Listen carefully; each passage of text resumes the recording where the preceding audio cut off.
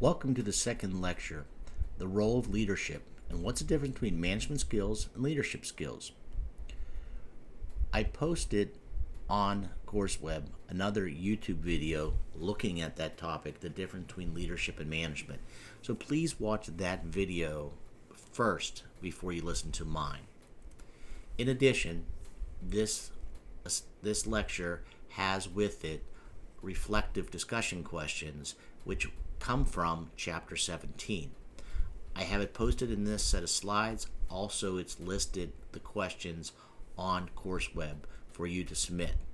Both this case discussion exercise, these reflective discussion questions, and the first lecture reflective exercise, both are not due until the Thursday before the next set of lectures on September 26th.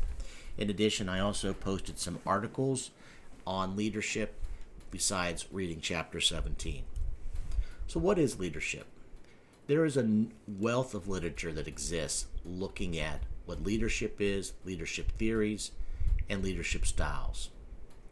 How does leadership qualities can make changes within an organization?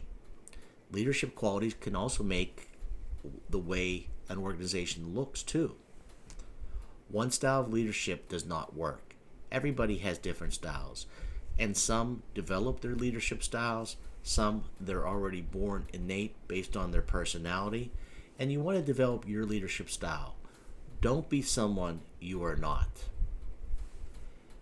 We talked about what is management in the first lecture. So the management is the process to outcomes. And the manager's job is to plan, organize, and coordinate. But a good, effective manager is also a leader, because a leader's job is to also inspire and motivate. Peter Drucker once wrote, "With the rise of knowledge worker, one does not manage people. The task is to lead people, and the goal is to make productive the specific strengths and knowledge of every individual." Leadership is also the ability to influence others with or without authority. All successful endeavors are a result of human effort. So we must be, as leaders, able to have good interpersonal communication skills, be able to deal with conflict management, and also to be good problem solvers. The question is, not everybody's meant to be a leader. So, are you a leader or are you a follower? Great managers are also great leaders. John Quincy Adams once wrote, "If your actions inspire others to dream more, learn more, and become more, then you are a leader." Leaders are ones who would rather make a decision and be wrong than to suffer from the paralysis of indecision. True leaders keep pushing forward even when there's no carrot dangling in front of them. They are proactive. They are self-motivated. And a leader is only as good as he or she can achieve through other people. Good leaders know how to delegate and how to inspire those to bring out the outcome. So, the question still remains, are you a leader or are you a follower? During this lecture and beyond, start to reflect to yourself. Reflect to yourself these questions. Do you go above and beyond? Are you confident? Are you optimistic? Are you decisive? Are you accountable? Are you unflappable? Are you humble? Are you passionate? Are you motivated from within? Do you focus on titles? Are you focused on people? Are you willing to learn? And one of my biggest ones, are you a good listener? Leaders don't have to be, naturally born. People can develop to become a leader. I can share with all the things that I've gotten to experience over these last 26 years as a pharmacist. If you met me 26 years ago, I don't think I was a leader. But leader comes with time.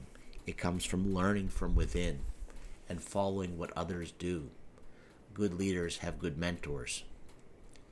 Interpersonal effectiveness is the capability of an individual to do this, influence others competently. So, a leader is a direct function of three elements of interpersonal effectiveness. A good leader is self-aware. A good leader has ability, and a good leader has commitment. And that awareness, ability, and commitment work together, balance each other out, which leads to effectiveness. Awareness is a state of consciousness. It is the ability to recognize other events and situations in real time. It's the ability to assess the impact of actions on situations and others and be critically self-reflective. It is a development process that is a function of experience, communication, self-discovery, and feedback. Awareness can be learned, and is something that becoming self-aware is something that, I suggest doing a daily journal, keeping track of what you've done, looking at what are others doing for you in your business. Ability is to learn and understand technical issues. It is the basis of our careers. We can't be good leaders if we don't understand what we want those who follow us to do. The ability to lead is a function of influence. How do we communicate what we want people to do for us? How do we able to solve problems when there's issues arising? As a member of a team, we can influence others and collaborate effort to find better ideas to solve problems, but we must have ability to understand why there is a problem in order to solve that problem. Commitment. For leaders, the one thing that leads to maturity is to be fully aware, recognition that one's decisions makes a difference both positively and negatively in the lives of others, and that any attempt to solve a problem might have a decided negative impact on some while helping others. In no scenarios, one must still make a hard decision. Assumptions of leadership. Leadership is a learned behavior. As I said before, it is one that can be learned. It can be taught. A leader occurs at all levels of an organization, and that is correct. You may have leaders within the technicians. You may have leaders within your clerks. Leaders do not necessarily have to have titles. And leaders can sometimes be quiet. They don't have to be charismatic personalities. Leaders develop over life. And all these statements can be true and sometimes not true, depending upon the situation. What are some attributes of a leader? They're effective. They know what they want to do. They have the strength of character to pursue their objectives in the face of opposition, in spite of failures. Good leaders have also failed. Good leaders have learned from their failures. An effective leader sees what the goal needs to be a task. Good leaders are passionate. They believe in their goals. They have a positive outlook, even though sometimes they may look bleak. And they love what they do. Their passion for life is a guiding star because they radiate promise. Good leaders have integrity. They know who they are, and they're not afraid to admit when they make a mistake. Leaders can also normally are honest, both professionally and in personal life. Leaders are somebody who we can trust. Curiosity. Leaders are always wanting to learn, and they're wanting to look at how can we do things better. The other thing is leaders are willing to take risks, but not risky risks. They want to plan, but they're willing to take a risk if it's planned out appropriately. Leaders are also dedicated. They're willing to take the work on behalf of those, and leaders give of themselves entirely to the task. Does a leader need charisma? This may be one attribute that's most difficult to learn. Sometimes it comes out of maturity. Sometimes it comes out of when we start feeling self-confident with ourselves. But sometimes leaders can be quiet as long as they're able to share. But leaders, good leaders, even the quiet leaders, listen. And that's probably the most important, characteristic of all. And leadership in our world, in the pharmacy world, is so necessary because there are so many things, so many minds that are exploding every day in healthcare. And in a good, successful manager in pharmacy, in my opinion, a good, successful pharmacy owner or leader in a pharmacy organization, such as a chain, sees the vision of where pharmacy needs to go, not just today, but in 5 to 10 years from now. So what is a leader versus a manager? Leaders, are normally people want to follow. A manager is good at controlling, administering a part of the business. It is a skill, both, whether it's personal or management. Leadership is the ability to develop a vision that motivates others to move with passion toward a common goal. Leaders versus managers. Management seeks stability and predictability. There's a process. Leadership seeks improvement through change, which sometimes may make disorder. Leaders do the right thing. Managers do the right thing.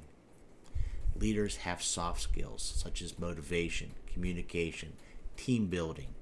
Managers are good at organization, scheduling, staffing, analyzing. Managers have, they have to be able to consider alternatives to design. They have to look at the financial parts. They have to keep the team motivated.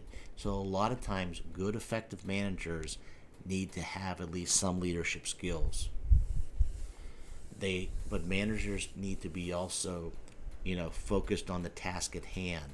They need to look at the little things that make the successful things. There's the old saying, success is doing the common things uncommonly well, and good managers do that. But if you want to be a leader, you must, make sure that everything that happens to your results in a situation that is in your control. A good leader must have good attitude. A good leader must think, how can I balance both my personal life and my corporate life? A good leader is one that knows how to find margin in their life and find balance. So what are some other recipes for being a good leader? Taking control of your life. We're going to talk about later in this semester about task management. But task management is really helping you to become responsible, knowing what is urgent and important, and knowing what's important. That they sometimes can be the same, they sometimes can be separate. If you're a leader, you assume responsibility. You're willing to accept blame. You're willing to share credit where credit is due, and you're compassionate for your team members. Good leaders are always thinking great thoughts. Small thinking is why companies go broke. Good leaders can turn disasters into opportunities. They can determine real goals. When you want to tell something important, do it personally. Good leaders are not afraid to roll up their sleeves and become part of the task that's happening. Good leaders listen. They encourage teamwork. They empower team members. They communicate. They have vision, courage, and commitment. There's numerous different types of theories of leadership. There's, trait, behavioral. There are some that are more, autocratic, more than democratic, more than laissez-faire, and more than transformational.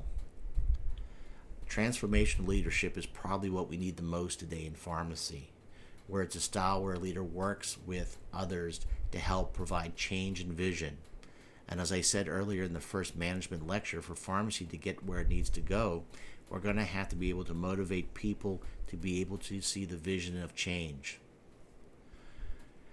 Leaders have to show why people want to be on the team. An effective team also needs to feel that they are doing something worthwhile. They are finding enjoyment in their work. They have control, and you're giving and delegating responsibilities to them and providing feedback and also respecting them. When a team is operating well, the leader and the members are clear on the goals, so communication is a must. Leaders know how to delegate, that those on the team understand the ownership of this and the consequences if they do not perform. Good leaders also, as I said, talk more about the we and less about the I. Building a team, we need to understand our staff. So when we talk about human resources later on this semester, we're going to talk about the need to be able to interview and train the right people for retention. Good leaders need to help provide support and also encourage development of other team members. Building a team, a leader needs to make decisions based on facts, not on emotion and personalities, which is often very difficult. And good leaders need to play a variety of roles.